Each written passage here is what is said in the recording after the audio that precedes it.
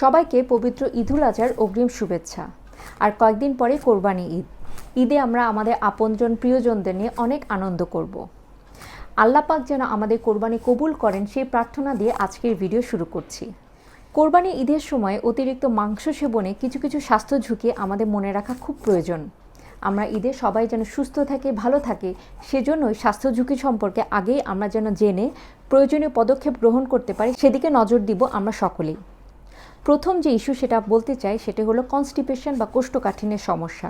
দেখা যায় ঈদের পরপর আমরা বেশ কয়েকদিন খালি গরুর মাংস খাই, সাথে শাকসবজি ফলমূল হয়তো খুব কম পরিমাণে খাওয়া হয়, যার জন্য বেড়ে যেতে পারে মলদ্বারে নানা রকম সমস্যা, যেমন কনস্টিপেশন বা কোষ্ঠকাঠিন্য, অ্যানাল ফিশার, মলদ্বারে রক্তক্ষরণ অথবা পায়ুপথে জ্বালা পোড়া, ব্যথা।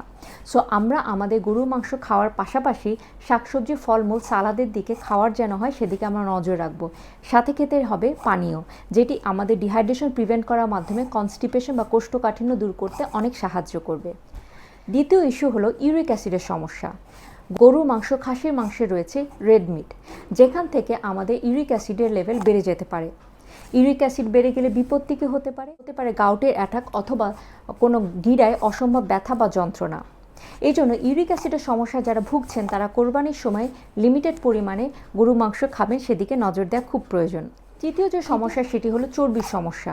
দেখা যাচ্ছে কোরবানির সময় আমরা গরু মাংস, খাসির মাংস খেয়ে থাকি, সাথে খেয়ে থাকি মগজ ভুনা, কলিজা, যেগুলোতে অতিরিক্ত পরিমাণে চর্বি রয়েছে।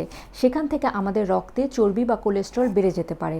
চর্বি বেড়ে গিয়ে কিন্তু ফ্যাটি লিভারের সমস্যা বেড়ে যেতে পারে হৃদরোগ বা স্ট্রোকের ঝুঁকি।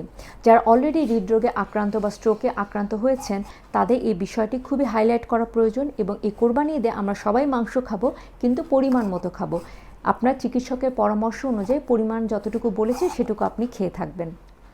4 নম্বর ইস্যু হলো যারা কিডনির সমস্যায় ভুগছেন, যারা দীর্ঘদিন ধরে কিডনির সমস্যায় ভুগছেন বা ডায়ালাইসিস পাচ্ছেন, তারা কিন্তু জানেন যে আমিষের পরিমাণ একটি নির্দিষ্ট পরিমাণে খাওয়ার কথা আপনার চিকিৎসক বলেছে।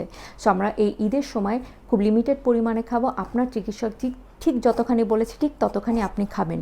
অতিরিক্ত আমিষ সেবনে কিন্তু আপনার ক্রিয়েটিনিন লেভেল আবার বেড়ে যেতে পারে। এছাড়াও যারা কিডনি পাথরের সমস্যায় ভুগছেন, যাদের রিপিটেড কিডনি স্টোনের হিস্ট্রি আছে, তাদেরকেও কিন্তু আমরা প্রোটিন লিমিটেড আকারে খেতে বলি। সো কোরবানি ঈদের সময় অতিরিক্ত মাংস সেবনে কিন্তু কিডনি পাথরের ঝুঁকি বেড়ে যেতে পারে। ফিফথ সমস্যা আমি বলতে চাই ঈদ ঘিরে স্ট্রেস রিলেটেড।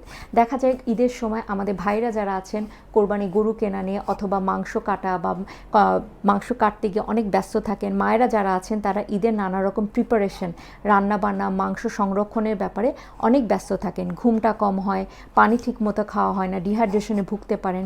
সো ঈদের সময় আমরা সবাই মিলে প্রিপারেশন নেব, আনন্দ করব, কিন্তু একটু রেস্ট নিয়ে আমরা আমাদের হাইড্রেশনটা যেন মেনটেন করি সেদিকে আমরা নজর রাখবো।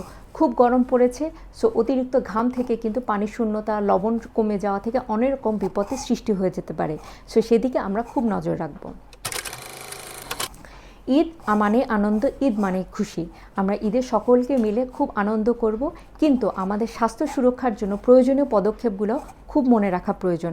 স্বাস্থ্য ঝুঁকি এড়াতে আমরা কিভাবে সুন্দর মতো স্বাস্থ্যসম্মত উপায় ঈদ পালন করতে পারি সে সম্পর্কে বিস্তারিত ভিডিও খুব শীঘ্রই আসছে আমাদের চ্যানেলে। আমাদের সাথেই থাকবেন। ধন্যবাদ।